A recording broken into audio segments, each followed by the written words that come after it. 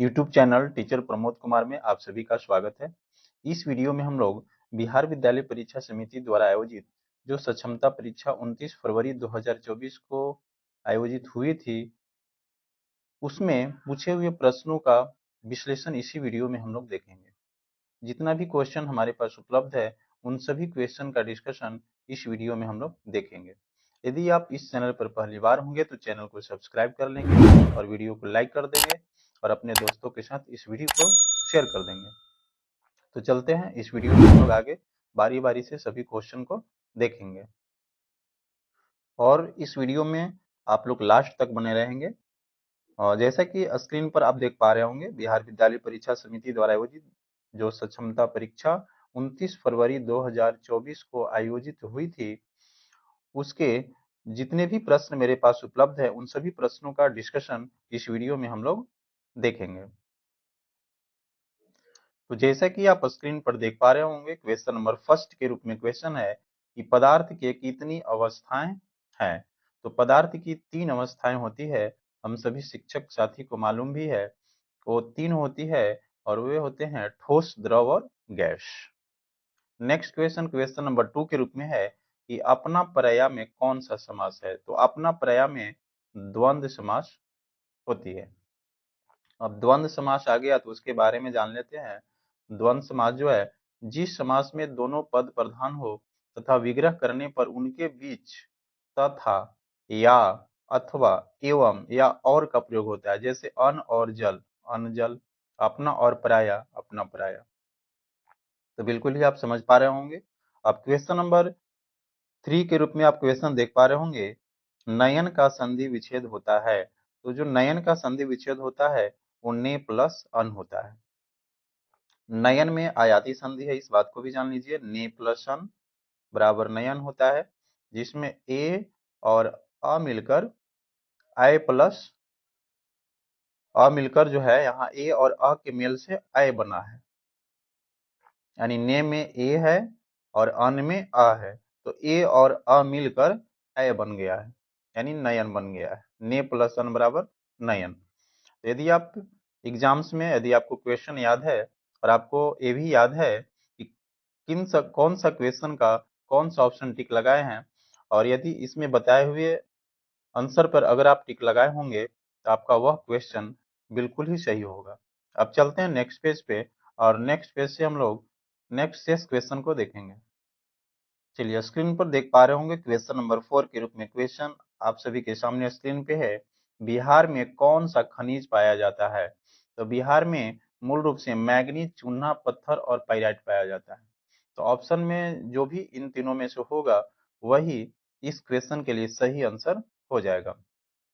अब इसी से रिलेटेड और भी जान लीजिए कि बिहार में चूना पत्थर जो है, कैमूर यानी भभुआ, मोंगहियर और रोहतास जिलों में पाया जाता है। तो इस बात को भी ध्यान में रखेंगे। और नेक्स्ट क्वेश्चन है क्वेश्चन नंबर 5 के रूप में कि दाल का सबसे अधिक उत्पादन करने वाला राज्य कौन सा है। तो दाल का सबसे अधिक उत्पादन करने वाला जो राज्य है वो राजस्थान है। यदि आप राजस्थान पे टिक लगाए होंगे तो आपका क्वेश्चन सही हो जाएगा। नेक्स्ट जो क्वेश्चन आपके सामने है स्क्रीन पे, क्वेश्चन नंबर 6 के रूप में कि अंत्योदय योजना किस राज्य में सबसे पहले शुरू किया गया है। तो अंत्योदय योजना जो है सबसे पहले राजस्थान में शुरू किया गया था। अब चलते हैं नेक्स्ट पेज पे और नेक्स्ट पेज से हम लोग नेक्स्ट शेष क्वेश्चन को देखेंगे। और स्क्रीन पर आप क्वेश्चन देख पा रहे होंगे क्वेश्चन नंबर 7 के रूप में कि बिहार में सबसे ज्यादा चाय उद्योग किस जिले में है। तो बिहार में जो सबसे ज्यादा चाय उद्योग है वो किशनगंज में है। यदि आप किशनगंज टिक लगाए होंगे क्वेश्चन पे आंसर के रूप में, किशनगंज को टिक लगाए होंगे, तो आपका ये भी क्वेश्चन सही हो जाएगा। यदि आप 29 फरवरी 2024 को या इससे अलग डेट में भी एग्जाम दिए हैं तो फिर भी इस वीडियो को अंत तक देखेंगे, क्योंकि बहुत सारे ऐसे क्वेश्चन हैं जो प्रतिदिन रिपीट होते रहते थे। कम से कम 10 या 12 क्वेश्चन तो जरूर ही था जो हर शिफ्ट में रिपीट हो रहे थे। तो आप इस वीडियो को अंत तक देखेंगे, पूरी वीडियो को देखें। और नेक्स्ट क्वेश्चन के रूप में आप देख पा रहे होंगे कि राजा राम मोहन राय राष्ट्रीय पुरस्कार से सम्मानित ए बी के प्रसाद को किस क्षेत्र के लिए यह सम्मान दिया गया है। तो पत्रकारिता के क्षेत्र में दिया गया था 2020 में। नेक्स्ट जो क्वेश्चन आपके सामने है, राष्ट्रमंडल खेल 2022 में भारत पदक तालिका में कितने स्थान पर था? तो चौथा स्थान पर था। और जो पहला स्थान पर था वह था ऑस्ट्रेलिया, और ऑस्ट्रेलिया को 178 पदक मिला था। और जो सेकेंड स्थान पे था वह इंग्लैंड था और उसको 175 पदक मिला था। और तीसरे नंबर पर कनाडा था जिसको 92 पदक मिला था। और भारत 14वें सॉरी 4th स्थान पे था जिसको 61 पदक मिला था, जिसमें 22 स्वर्ण, 16 रजत और 23 कांस्य पदक के साथ चौथे स्थान पर पहुंचा था। अब चलते हैं नेक्स्ट पेज पे, और नेक्स्ट पेज से हम लोग शेष क्वेश्चनों को देखेंगे। स्क्रीन पर आप क्वेश्चन देख पा रहे होंगे, क्वेश्चन नंबर 10 के रूप में है कि छोटा नागपुर के पत्थर में कौन सा खनिज पाया जाता है? तो छोटा नागपुर के जो पठार है उसमें माइका, बॉक्साइट, तांबा, चूना पत्थर, लौह अयस्क और कोयला की प्रचुरता है। इन सभी में से ऑप्शन में जो आपका ऑप्शन में जो रहेगा वही इस क्वेश्चन के लिए सही आंसर हो जाएगा। नेक्स्ट क्वेश्चन आप देख पा रहे होंगे, गरीबी उन्मूलन दिवस कब मनाया जाता है? तो गरीबी उन्मूलन दिवस जो है वो 17 अक्टूबर को मनाया जाता है। वैश्विक मुद्दे पर ध्यान आकर्षित करने के लिए हर वर्ष 17 अक्टूबर को अंतर्राष्ट्रीय गरीबी उन्मूलन दिवस के रूप में मनाया जाता है। नेक्स्ट क्वेश्चन, क्वेश्चन नंबर 12 के रूप में देख पा रहे होंगे, हीराकुंड बांध किस नदी पर है? तो हीराकुंड बांध जो है वो महानदी पर बना हुआ है। अब चलते हैं हम लोग नेक्स्ट पेज पे, और नेक्स्ट पेज से शेष क्वेश्चनों को हम लोग देखेंगे। स्क्रीन पर आप देख पा रहे होंगे, क्वेश्चन नंबर 13 के रूप में है कि नाइटहुड की उपाधि किसने लौटा दी थी? तो रविंद्रनाथ टैगोर, इन्होंने नाइटहुड की उपाधि जो है लौटा दी थी। कब लौटाई थी? तो 13 अप्रैल 1919 में हुए जालियांवाला बाग हत्याकांड के विरोध स्वरूप उन्होंने नाइटहुड की उपाधि ब्रिटिश सरकार को लौटा दी थी। नेक्स्ट जो क्वेश्चन है क्वेश्चन नंबर 14 के रूप में कि मैला आंचल के लेखक कौन है? तो मैला आंचल के लेखक जो है वो फणीश्वर नाथ रेणु है। नेक्स्ट क्वेश्चन आप देख पा रहे होंगे, ऊंट के मुंह में जीरा के फोरन का अर्थ क्या होता है? तो आम बोलचाल की भाषा में भी हम लोग बोलते रहते हैं। तो इसका जो सही आंसर होगा वो आवश्यकता से बहुत बहुत कम होना, यानी थोड़ा होना। अब चलते हैं नेक्स्ट पेज पे, और नेक्स्ट पेज से शेष क्वेश्चनों को देखेंगे। स्क्रीन पर आप क्वेश्चन नंबर 16 के रूप में देख पा रहे होंगे कि नवजीवन में कौन सा समास है? तो नवजीवन में कर्मधारय समास है। यदि आप कर्मधारय समास पे टिक लगाए होंगे इस क्वेश्चन के लिए तो यह क्वेश्चन जो है आपका सही हो जाएगा। वह समास जिसका पहला पद विशेषण एवं दूसरा पद विशेष्य होता है, अथवा पूर्व पद एवं उत्तर पद में उपमान उपमेय का संबंध माना जाता है, तो कर्मधारय समास कहलाता है। जैसे चरण कमल, कमल के समान चरण, नील गगन, नीला है जो गगन। तो आप बिल्कुल ही समझ गए होंगे कर्मधारय समास के बारे में। अब नेक्स्ट क्वेश्चन आप देख पा रहे होंगे, क्वेश्चन नंबर 17 के रूप में कि मनोहर का संधि विच्छेद निम्न में से कौन है? तो मनोहर का जो संधि विच्छेद होगा वो मनः प्लस हर होगा, और इसमें विसर्ग संधि है। तो विसर्ग संधि के बारे में जान लेते हैं कि जब विसर्ग के साथ स्वर या व्यंजन आ जाए तब जो परिवर्तन होता है वह विसर्ग संधि कहलाता है। अब एग्जाम्पल्स के रूप में आप देख पा रहे होंगे, एग्जाम्पल्स तो आपका मनोहर ही है क्योंकि विसर्ग संधि ही है मनः प्लस हर। नेक्स्ट जो है मनः प्लस अनुकूल मनोनुकूल है, इसके बाद निह प्लस पाप निष्पाप है। इस बात को भी ध्यान में रखेंगे, हो सकता है नेक्स्ट किसी भी एग्जाम्स में आ सकता है। यदि आप प्रधान शिक्षक की भी तैयारी करने वाले हैं तो इस चैनल को आप सब्सक्राइब कर लें, क्योंकि इसी चैनल पर प्रधान शिक्षक से रिलेटेड पूछने वाले अति संभावित प्रश्नों को इसी चैनल पर वीडियो अपलोड किए जाएंगे, क्वेश्चन को अपलोड किए जाएंगे। तो आप बिल्कुल ही इस चैनल को सब्सक्राइब करके इस चैनल से जुड़ जाइए। नेक्स्ट क्वेश्चन आप देख पा रहे होंगे क्वेश्चन नंबर 18 के रूप में कि सुख दुख में कौन सा समास है? तो सुख दुख में जो है द्वंद्व समास है। द्वंद्व समास के बारे में जान लीजिए कि जिस समास में दोनों पद प्रधान हो तथा विग्रह करने पर उनके बीच तथा या अथवा एवं या और का प्रयोग होता है, जैसे अन और जल, अनजल, अपना और पराया यानी अपना पराया। तो बिल्कुल ही आप इस बात को समझ गए होंगे। अब चलते हैं नेक्स्ट पेज पे, और नेक्स्ट पेज से नेक्स्ट 6 क्वेश्चनों को देखेंगे। स्क्रीन पर आप देख पा रहे होंगे क्वेश्चन नंबर 19 के रूप में यंग इंडिया के लेखक कौन है? यंग इंडिया के लेखक कौन है? तो यंग इंडिया के जो लेखक हैं वो महात्मा गांधी हैं। यंग इंडिया 1919 से 1931 तक मोहनदास करमचंद गांधी द्वारा प्रकाशित अंग्रेजी में एक साप्ताहिक पत्र या पत्रिका थी। गांधी जी ने ब्रिटिश शासन के दौरान यरवदा जेल से 11 फरवरी 1933 को हरिजन नामक साप्ताहिक पत्रिका का प्रकाशन शुरू किया। तो इस बात को भी ध्यान में रखेंगे कि हरिजन नामक पत्रिका भी जो है महात्मा गांधी ने ही लिखा था।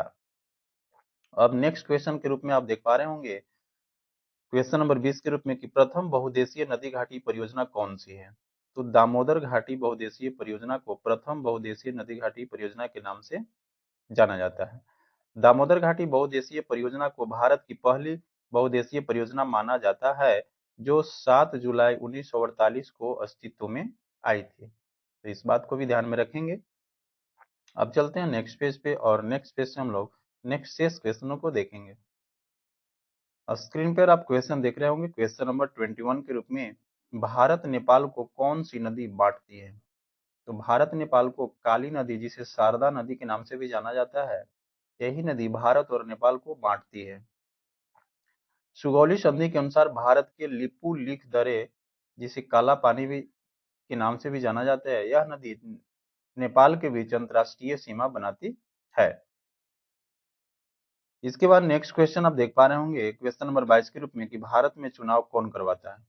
तो भारत में जो चुनाव है वो भारत निर्वाचन आयोग करवाती है।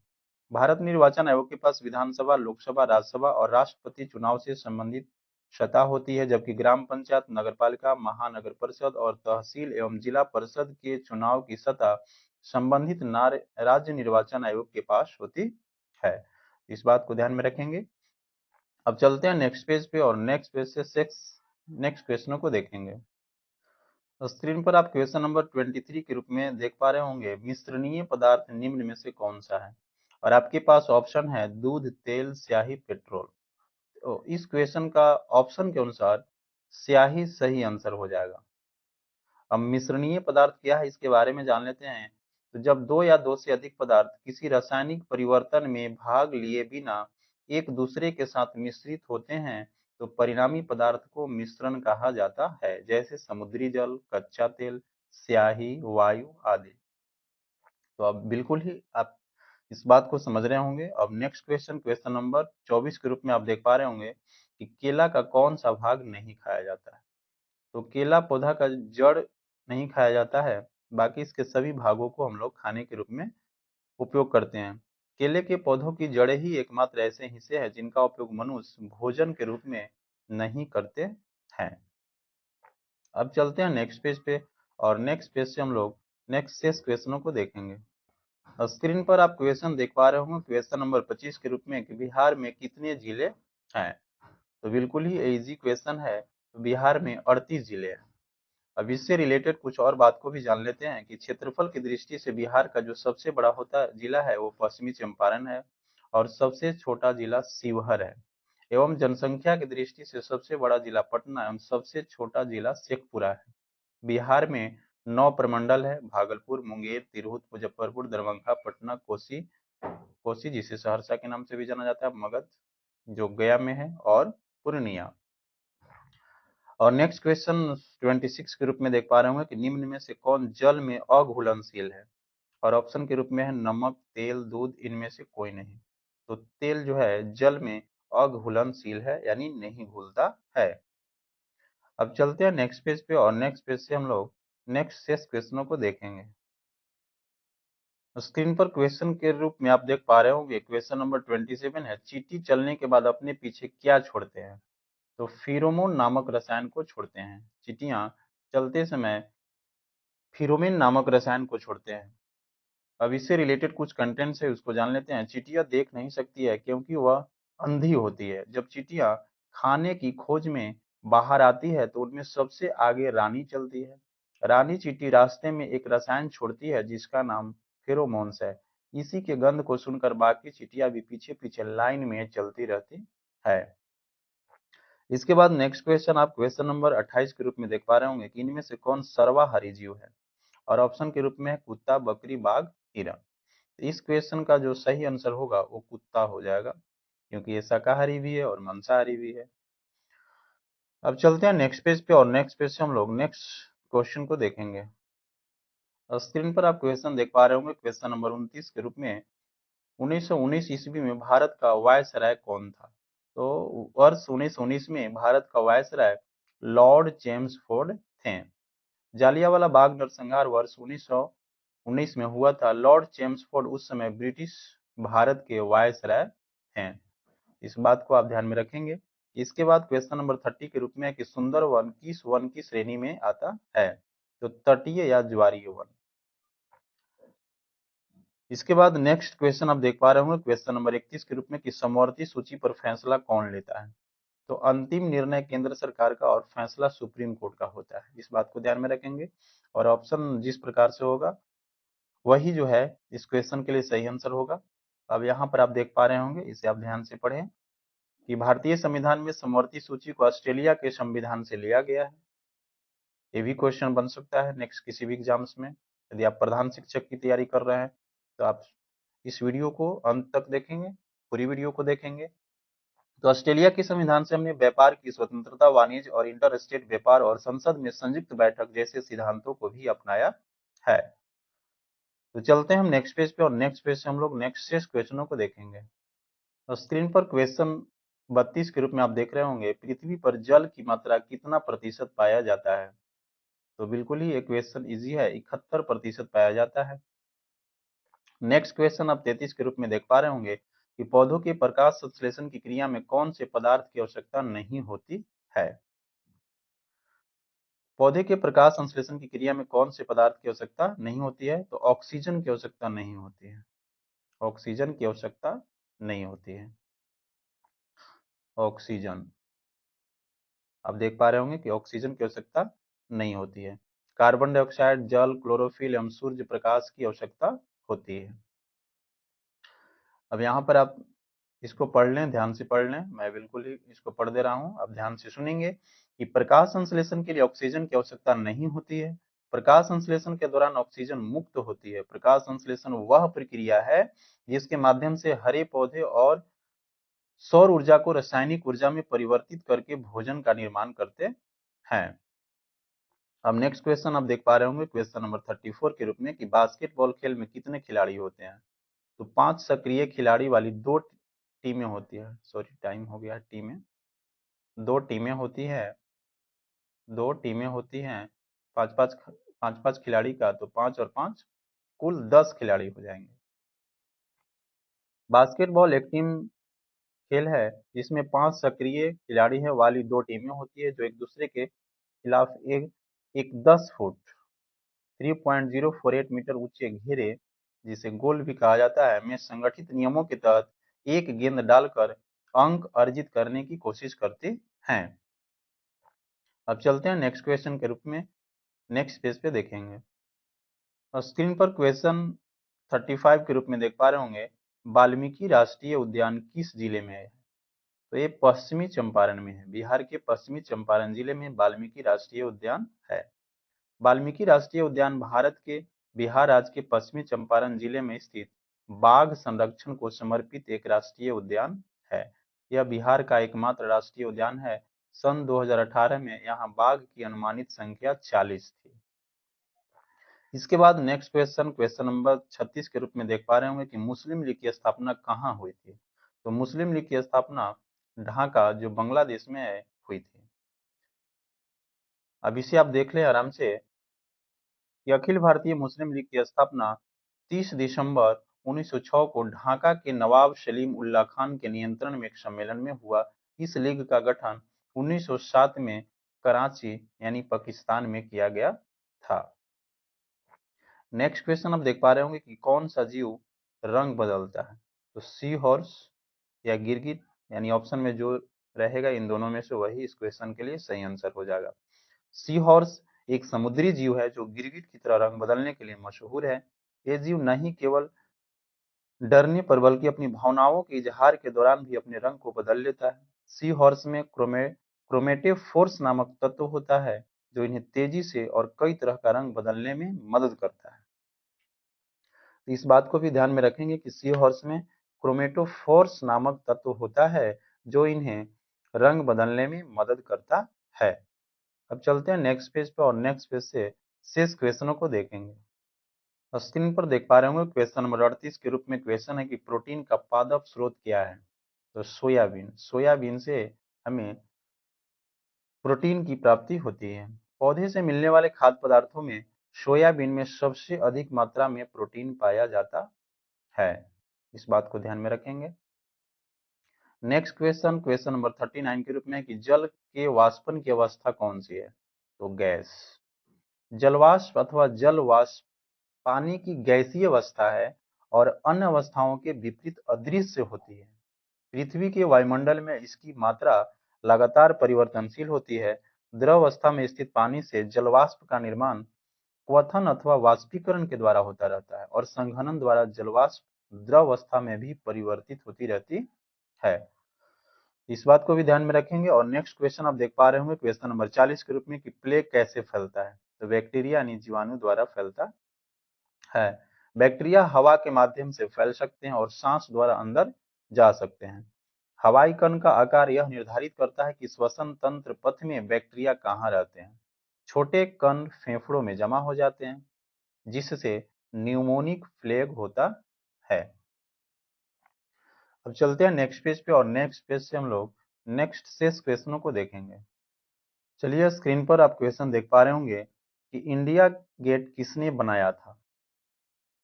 तो आप यहाँ पर देख पा रहे होंगे कि वास्तुकार सर एडविन लुटियंस थे, जो एक अंग्रेज थे जिन्होंने कई अन्य युद्ध स्मारकों को डिजाइन किया था और वह नई दिल्ली के प्रमुख योजनाकार भी थे। इसकी आधारशिला 1921 में महारानी विक्टोरिया के तीसरे बेटे ड्यूक ऑफ कनॉट द्वारा रखी गई थी। नेक्स्ट क्वेश्चन आप देख पा रहे होंगे क्वेश्चन नंबर 42 के रूप में कि गोलकुंडा कहाँ स्थित है? तो गोलकुंडा जो है तेलंगाना में स्थित है। गोलकुंडा किला गुल्ला कुंडा, जिसे चरवाह की पहाड़ी के रूप में भी जाना जाता है और उर्दू के रूप में इसे गोल पहाड़ी कहा जाता है, हैदराबाद तेलंगाना में स्थित कुतुब शाही वंश, जिसका शासनकाल 1512 से 1687 तक था, द्वारा निर्मित एक गढ़वाले गढ़ है और यह भारत के तेलंगाना में गोलकुंडा स्थित है। सबसे कठोर पदार्थ कौन सा है? तो सबसे कठोर पदार्थ ऑप्शन के रूप में यदि आपका हीरा होगा तो हीरा भी सही आंसर हो सकता है, यदि ग्रेफीन होगा तो ग्रेफीन होगा। तो आप देख पा रहे होंगे कि शोधकर्ताओं का मानना है कि कार्बाइन हीरे से 3 गुना मजबूत है। यदि ऑप्शन में कार्बाइन होगा तो कार्बाइन ही सही आंसर हो जाएगा। तो ऑप्शन देखना है, यदि ऑप्शन में कार्बाइन, हीरा या ग्रेफीन, इन तीनों में से जो भी होगा वही इस क्वेश्चन का लिए सही आंसर हो जाएगा। अब चलते हैं नेक्स्ट पेज पे और नेक्स्ट पेज से हम लोग नेक्स्ट शेष क्वेश्चनों को देखेंगे। क्वेश्चन नंबर 44 के रूप में देख पा रहे होंगे कि मूंगा रेशम कहाँ पाया जाता है? तो मूंगा रेशम जो है असम में पाया जाता है। इसके बाद नेक्स्ट क्वेश्चन देख पा रहे होंगे कि भारत छोड़ो आंदोलन किस शहर में शुरू किया गया था? तो मुंबई में शुरू किया गया था। 8 अगस्त 1942 को मुंबई में अखिल भारतीय कांग्रेस कमेटी के सत्र में मोहनदास करमचंद गांधी ने भारत छोड़ो आंदोलन को शुरू किया। इसके बाद नेक्स्ट क्वेश्चन देख पा रहे होंगे कि समाजवाद का जन्म किस देश में हुआ? तो इसका सही आंसर जो होगा वो जर्मनी होगा। और यदि ऑप्शन में रूस होगा तो रूस भी सही हो सकता है। अंततः सोवियत संघ समाजवाद की प्रयोगशाला इसलिए भी माना जाता है क्योंकि रूसी क्रांति के बाद स्टालिन के नेतृत्व में यह सिद्धांत प्रचारित किया गया कि समाजवादी क्रांति का अन्य देशों में प्रचार करने से पहले उसे एक ही देश में मजबूत किया जाना चाहिए। चलिए चलते हैं नेक्स्ट पेज पे। चलिए स्क्रीन पर क्वेश्चन देख पा रहे होंगे क्वेश्चन नंबर 47 के रूप में कि भोजन व खेल सामग्री कहाँ मिलता है? और यदि आपके पास ऑप्शन है स्कूल, मेला, बाजार और इनमें से कोई नहीं, तो इन ऑप्शनों में से सही आंसर जो होगा वो बाजार होगा, क्योंकि बाजार में भोजन भी मिलती है और खेल सामग्री भी मिल जाती है। और नेक्स्ट क्वेश्चन आप 48 के रूप में देख पा रहे होंगे कि भारत की सबसे ऊंची चोटी का नाम क्या है? तो भारत की सबसे ऊंची चोटी का नाम जो है वो कंचनजंगा है। और माउंट एवरेस्ट दुनिया की सबसे ऊंची चोटी है। चीन नेपाल के इलाके में आने वाली इस पर्वतमाला की ऊंचाई लगभग 8,800 8,800 सॉरी 8,848 मीटर आकी गई है। इसके बाद नेक्स्ट आप क्वेश्चन देख पा रहे होंगे एक तत्व की परमाणु संख्या 15 है, तो वह धातु, अधातु या उपधातु है, यानी इन तीनों में से क्या होगी। इस क्वेश्चन का जो सही आंसर होगा वो अधातु होगा। जब एक परमाणु या यौगिक का ऑक्सीकरण होता है तो इसके गुण बदल जाते हैं। उदाहरण के लिए जब एक लोहे के पदार्थ का ऑक्सीकरण होता है तो यह बदल जाता है क्योंकि यह इलेक्ट्रॉन खो देता है। गैर ऑक्सीकृत लोहा मजबूत, रचनात्मक रूप से कठोर होता है, जबकि ऑक्सीकृत लोहा अंगूर लाल रंग का चूर्ण होता है। इसके बाद आप नेक्स्ट क्वेश्चन देख पा रहे हैं। ऑक्सीकरण में क्या होता है, तो ऑक्सीकरण में ऑक्सीजन का संयोग होता है और हाइड्रोजन का निष्कासन होता है, इस बात को ध्यान में रखेंगे। इसके बाद नेक्स्ट क्वेश्चन आप देख पा रहे होंगे कि प्रकाश संश्लेषण कैसी प्रक्रिया है, तो एंडोथर्मिक है, जिसे ऊष्माशोषी भी कहा जाता है। फोटोसिंथेसिस को एंडोथर्मिक रिएक्शन इसलिए कहा जाता है क्योंकि इस प्रक्रिया से सूरज की रोशनी का प्रयोग होता है। किसी भी प्रक्रिया में अगर सूरज की रोशनी या किसी भी प्रकार ग्रीष्म पदार्थ का प्रयोग हो उसे एंडोथर्मिक रिएक्शन कहते हैं। इसके बाद नेक्स्ट क्वेश्चन आप देख पा रहे होंगे कि किस वायसराय की मृत्यु भारत में हुई थी, तो लॉर्ड मेयो जो वायसराय थे इनकी मृत्यु भारत में हुई थी। एक अफरीदी पठान कैदी शेर अली अफरीदी ने 8 फरवरी 1872 को अंडमान द्वीप के पोर्ट ब्लेयर में भारत के वायसराय 1869 से 72 जिनका शासनकाल था लॉर्ड मेयो की हत्या कर दी थी। स्क्रीन पर क्वेश्चन नंबर 53 के रूप में देख पा रहे होंगे कि जापान ने भारत के किस शहर पर बम फेंका था, तो कोलकाता पर बम फेंका था। 20 दिसंबर की तारीख देश दुनिया के इतिहास में कई अहम वजह से दर्ज है। 81 साल पहले इसी दिन तारीख को जापान ने भारत के कोलकाता में बम गिराए थे। यह बात 1942 की, जब दूसरा विश्व युद्ध चल रहा था। उस समय अमेरिका, ब्रिटेन, फ्रांस जैसे देश नाजी जर्मन से लड़ रहे थे।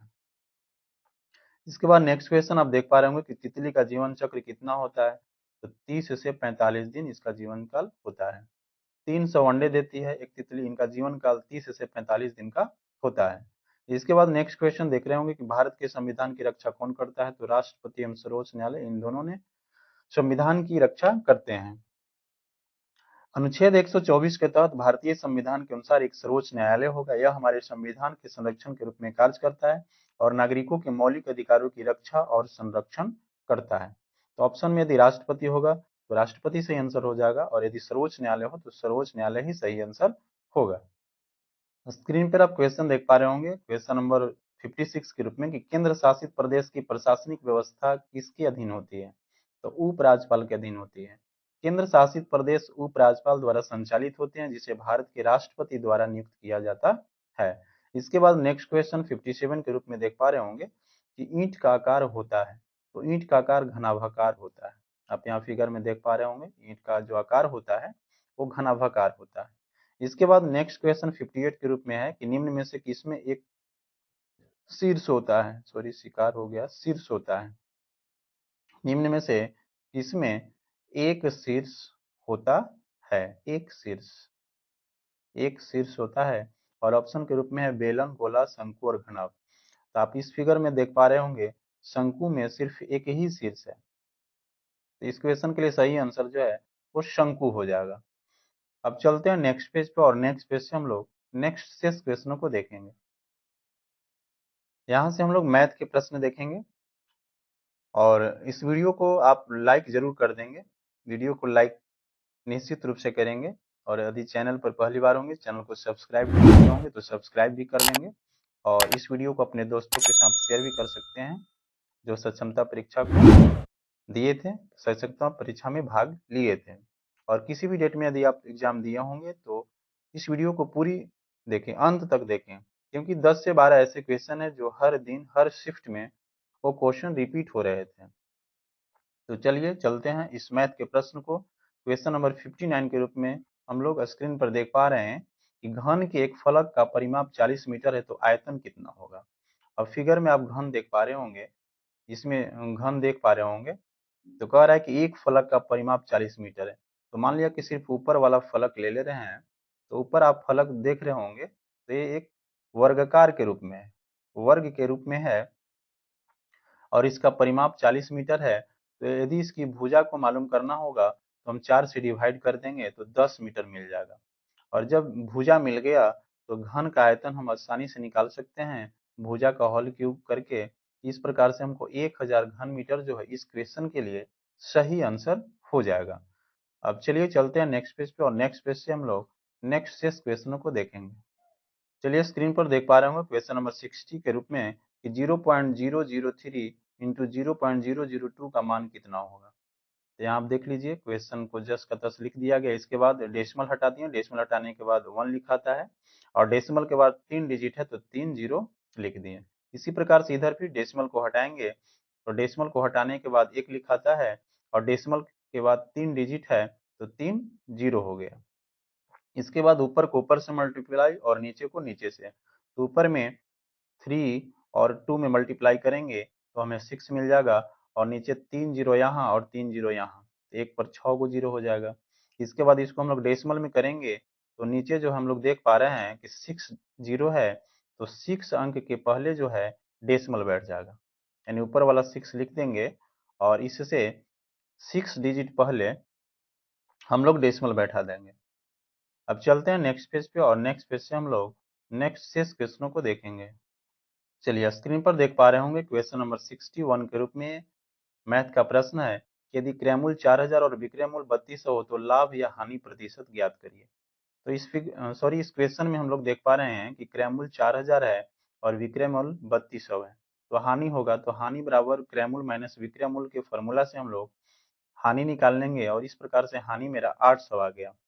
अब प्रतिशत हानि के फॉर्मूला से प्रतिशत हानि निकाल देंगे, हानि गुने 100 बटा क्रय मूल्य और इस फॉर्मूला में पुट करेंगे तो हमको 20% हानि मिल जाएगा।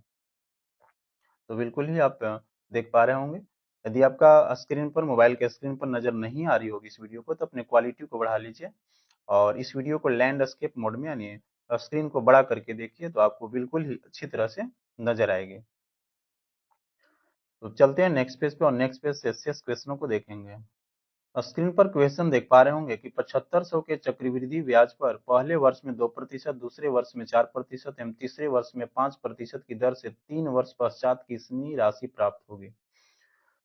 3 वर्ष के पश्चात यानी 3 वर्ष के बाद, तो जो बाद में राशि मिलती है उसे मिश्रधन के नाम से जाना जाता है। तो हम लोग सबसे पहले मिश्रधन का फॉर्मूला लिखेंगे कि मिश्रधन इज इक्वल टू मूलधन इंटू 1 प्लस दर बाई 100 और पावर में समय हो जाता है। अब चूंकि 3 वर्ष का यहाँ पर तीनों वर्ष का दर अलग अलग दिया हुआ है तो फॉर्मूला में आप इस प्रकार से लिख सकते हैं, पहले साल का R1, दूसरे साल का R2 और तीसरे साल का R3 और इस प्रकार से इस फॉर्मूला में पुट करेंगे तो आपका सही आंसर मिल जाएगा। तो इस क्वेश्चन को आप खुद से भी सोल्व कर सकते हैं, वीडियो को रोक करके आप इसे सोल्व करें, समझें। अब चलते हैं नेक्स्ट पेज पे और नेक्स्ट पेज से नेक्स्ट क्वेश्चन को देखेंगे। चलिए स्क्रीन पर आप क्वेश्चन देख पा रहे होंगे। क्वेश्चन नंबर 63 के रूप में है कि -7 प्लस -3 का मान निम्न में से कितना होगा। तो देखिए बिल्कुल ही क्वेश्चन को पहले जस्ट का तस लिख दिया गया और इसके बाद -7 और यहाँ पर प्लस माइनस दो सिंबल है तो प्लस माइनस माइनस हो जाएगा यानी -3 होगा। अब दोनों में माइनस है तो दोनों ऐड हो जाएगा और सिंबल माइनस का ही रह जाएगा यानी -10 इस क्वेश्चन के लिए सही आंसर होगा। इसके बाद क्वेश्चन नंबर 64 के रूप में देख पा रहे होंगे कि बेलन के आयतन का सूत्र क्या होता है। तो बेलन के आयतन का सूत्र होता है पाई आर स्क्वायर एच और इसी से रिलेटेड और भी फॉर्मूला को जान लीजिए कि बेलन का जो वक्र पृष्ठ का क्षेत्रफल होता है वो 2 पाई आर एच होता है, यानी जो कर्व वाला सतह होता है। इसके बाद बेलन के संपूर्ण पृष्ठीय क्षेत्रफल जो है वो 2 pi R H plus 2 pi R square, यानी कर्व वाला 2 पाई आर एच होता है और इसमें ऐड हो जाता है 2 पाई आर स्क्वायर, क्योंकि ऊपर भी वृत्त का आकार का होता है और नीचे भी बेलन में वृत्त का आकार का होता है। तो वृत्त का क्षेत्रफल हम लोग जानते हैं पाई आर स्क्वायर, तो पाई आर स्क्वायर ऊपर और पाई स्क्वायर नीचे, तो 2 पाई आर स्क्वायर इसमें ऐड हो जाएगा। मैं समझता हूँ बिल्कुल ही आप समझ पा रहे होंगे। तो अब चलते हैं नेक्स्ट पेज पे और नेक्स्ट पेज से नेक्स्ट 6 क्वेश्चनों को देखेंगे। चलिए स्क्रीन पर क्वेश्चन नंबर 65 के रूप में देख पा रहे होंगे कि 3 + 4/10 + 5/100 का मान निम्न में से कितना होगा। तो देखिए क्वेश्चन को जस्ट का तस पहले लिख दिया गया, इसके बाद 4/10 को पॉइंट के रूप में बैठा दिया गया, नीचे एक जीरो है तो एक डिजिट के पहले डेसिमल बैठेगा। इसके बाद 5/100 है तो 100 में 2 जीरो है तो 2 अंक के पहले डेसिमल बैठ गया। अब ये तीनों को जोड़ देंगे, आप यहाँ पर देख पा रहे होंगे, ये तीनों को जोड़ देंगे हम लोग तो 3.45 इस क्वेश्चन का सही आंसर आ जाएगा। इसके बाद इसी स्क्रीन पर क्वेश्चन नंबर 66 देख पा रहे होंगे कि 5 के वर्ग और 6 के वर्ग के बीच में कितनी संख्याएं हैं। तो 5 का वर्ग 25 हो जाएगा एवं 6 का वर्ग 36 हो जाएगा। तो 25 एवं 36 के बीच संख्याएं बतानी है कि कितनी संख्याएं हैं। तो इसको अंतिम में से शुरू वाला संख्या को माइनस करिए, इसके बाद एक भी माइनस कर दीजिए, तो 10 इस क्वेश्चन का सही आंसर हो जाएगा। और नहीं तो इस प्रकार से लिख के भी देख सकते हैं कि 25 और 36 के बीच में आप देख लीजिए आसानी से कि कितनी संख्या है, 10 ही आ जाएगी। तो अब चलते हैं नेक्स्ट पेज पे, और नेक्स्ट पेज से हम लोग नेक्स्ट शेष क्वेश्चनों को देखेंगे। चलिए स्क्रीन पर क्वेश्चन देख पा रहे होंगे कि ए किसी काम के 2/5 भाग 6 दिन में करता है, जबकि बी किसी काम के 5/8 भाग को 10 दिन में करता है। तो दोनों मिलकर उस काम को कितने दिनों में करेंगे? देखिए 2/5 भाग 6 दिन में कर रहा है, तो एक भाग यानी पूरा काम को 15 दिन में पूरा कर लेगा ये। उसी प्रकार से बी जो है 5/8 भाग को 10 दिन में कर रहा है, तो उस पूरा काम को 16 दिन में कर लेगा। इसके बाद ए के एक दिन का काम 1/15 और बी के एक दिन का काम 1/16। और इस प्रकार के क्वेश्चन में आप जानते होंगे तो दिन को यदि हम उलट देते हैं तो काम आ जाता है, और काम को उलट देते हैं तो दिन आ जाता है। इसके बाद दोनों मिलकर एक दिन का काम कितने दिनों में करेंगे? तो दोनों को ऐड कर देंगे, 1/15 प्लस 1/16 को 31/240 भाग। और जब इसी को उल्टा कर देंगे तो दिन हो जाएगा। 31/240 काम है, लेकिन जब इसको हम उल्टा कर देंगे तो दिन मिल जाएगा। इसके बाद पूर्णांक के रूप में 7.23/31 दिन इस क्वेश्चन का सही आंसर होगा। अब चलते हैं नेक्स्ट पेज पे, और नेक्स्ट पेज से नेक्स्ट क्वेश्चन को देखेंगे। चलिए स्क्रीन पर क्वेश्चन देख पा रहे होंगे, यदि P और Q किसी काम को 12 दिन में करते हैं, जबकि Q और R उस काम को 15 दिन में करते हैं, तथा R और P इस काम को 20 दिनों में करते हैं, तो अकेला Q जो है कितने दिनों में काम को समाप्त करेगा? देखिए P और Q द्वारा किसी कार्य को करने में लगा समय 12 दिन, Q और R द्वारा 15 दिन, और R प्लस P 20 दिन लगा रहा है। तो तीनों का एलसीएम निकालेंगे तो 60 आ जाएगा। अब तीनों को बारी बारी से हम लोग डिवाइड करेंगे, P प्लस Q यानी इसका 12 दिन लग रहा है, 12 दिन लग रहा है तो 12 से डिवाइड करेंगे, और Q प्लस R को 15 दिन लग रहा है, और R प्लस P को 20 दिन, तो तीनों से डिवाइड करेंगे तो हमको रेशियो के रूप में मिल जाएगा 5:4:3। अब हम लोग तीनों को जोड़ देंगे, तीनों कंडीशन आ रहा है P plus Q, Q plus R और R प्लस P, यही तीन कॉम्बिनेशन मिलकर इस काम को कर रहा है। तो तीनों को इधर ऐड करेंगे और इधर रेशियो को तीनों को ऐड करेंगे, तो इधर 2 into P plus Q plus R आ जाएगा, यानी 2 बार पी 2 बार क्यू और 2 बार आर आ जाएगा। और इधर जोड़ेंगे 5 और 9 3 12। इस प्रकार से P plus Q plus R बराबर 6 मिल जा रहा है। अब हमें निकालना है कि क्यू अकेले उस कार्य को कितना दिन में करेगा। तो पी प्लस क्यू हम लोग जैसा कि जान रहे हैं कि 6 हो जा रहा है, और Q का निकालना है तो P plus Q plus R यानी तीनों में से P प्लस आर को माइनस करेंगे, P प्लस आर को माइनस करेंगे तो हमको Q मिल जाएगा। तो P प्लस आर हम देख पा रहे हैं यहाँ पे, P प्लस आर अंतिम में है R प्लस P, तो अंतिम वाला रेशियो यानी 3 को माइनस कर देंगे तो 3 इस क्वेश्चन का सही आंसर आ जाएगा। चलिए अब चलते हैं नेक्स्ट क्वेश्चन की ओर, और क्वेश्चन नंबर 69 के रूप में आप देख पा रहे होंगे कि तीन घनों को एक कोर का अनुपात 3:4:5 है, तो उस बड़ी से बड़ी घन की भुजा ज्ञात करें जिसकी आयतन इन तीनों घनों के आयतन के योग के बराबर है। यानी तीन घन का कोर दिया हुआ है, यानी किनारा दिया हुआ है, और वो भी अनुपात में दिया हुआ है, और उस बड़ी से बड़ी घन की भुजा को निकालना है जिसका आयतन जो है इन तीनों घनों के आयतन के योग का बराबर होगा। तो सबसे पहले तो हम लोग अनुपात में मान लेंगे कि अनुपात में x शामिल है, तो 3x 4x 5x रेशियो के रूप में आ जाएगा। अब इन तीनों घनों के आयतनों को हम जोड़ेंगे तो 216x क्यू आएगा। अब क्वेश्चन में दे रहा था कि वह बड़ी से बड़ी घन का आयतन निकालिए जो इन तीनों घनों के आयतन के योग के बराबर है, यानी जो बड़ा घन का आयतन है वो इन तीनों घनों के आयतन के योगों का जो आया जोड़ जो वही इस घन का बड़े घन का आयतन आ जाएगा, यानी 216x क्यूब। तो जब 216x क्यूब आ जाएगा, अब इसकी भुजा निकालना है तो क्यूब रूट को इधर लाएंगे तो 216 का क्यूब रूट निकालेंगे तो 6 जो है इस क्वेश्चन के लिए सही आंसर आएगा, और इस बड़ी से बड़ी घन की भुजा होगी। तो आप बिल्कुल ही समझ पा रहे होंगे। अब चलते हैं नेक्स्ट पेज पे, और नेक्स्ट पेज से नेक्स्ट क्वेश्चन को देखेंगे। स्क्रीन पर आप क्वेश्चन देख पा रहे होंगे कि एक मोटरसाइकिल 80 किलोमीटर प्रति घंटा की चाल से चलती है तो 3 घंटा 30 मिनट में कितनी दूरी तय करेगी? तो चाल दी हुई है इस क्वेश्चन में, समय भी दिया हुआ है 3 घंटा 30 मिनट। तो 3 घंटा है और 30 मिनट को 60 से डिवाइड कर देंगे तो ये भी घंटा में हो जाएगा, यानी 30/60 यानी 1/2। और 3 + 1/2 को ऐड करेंगे तो 7/2 घंटा आ जाएगा। तो चाल और समय दिया हुआ है तो दूरी निकालना है, दूरी इज इक्वल टू चाल गुने समय, और इसमें पुट करेंगे तो 280 मीटर जो इस क्वेश्चन का सही आंसर होगा। तो इस वीडियो में बस इतना ही, जितना क्वेश्चन उपलब्ध था उन सभी क्वेश्चनों को यहाँ पे डिस्कस करवा दिया गया। यदि आप इस वीडियो को अभी तक लाइक नहीं किए हैं तो वीडियो को लाइक कर दीजिए, चैनल पर पहली बार होंगे तो चैनल को सब्सक्राइब कर लीजिए। तब तक आप सभी से विदा लेता हूँ। आप सभी को बहुत बहुत धन्यवाद।